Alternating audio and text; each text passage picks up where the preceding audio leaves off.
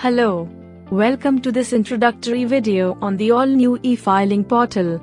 This video will help you get a head start on navigating the new portal, which can be accessed at www.incometax.gov.in. With the objective of enhancing taxpayer experience, the new e-filing portal has been built on the pillars of speed, accuracy, convenience and usability. Here is an overview of some of the features that the new e-filing portal has to offer. Let us first have a look at features which can be accessed pre-login. On the top you can find the tabs to access the persona-based help content. Click on the applicable tab to view guidance on how to file ITRs, applicable forms, deductions, refund status, tax slabs and other related information. As you scroll down, you can view services like e-verification, linking Aadhaar, knowing your refund status and ITR status. You can scroll down further to access the enhanced and user-friendly help section. The detailed user manuals, FAQs and videos will help you learn how to avail various services available on the portal. In addition to this, chatbot and helpline is available for your guided assistance.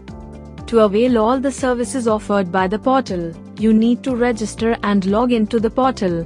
If you are not a registered user of the portal, click register on the top right corner.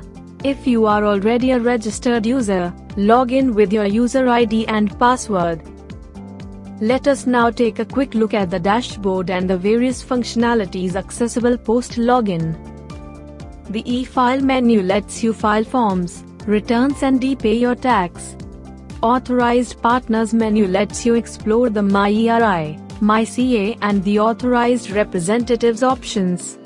Rectification, refund reissue, condonation request, etc. are available under the Services menu.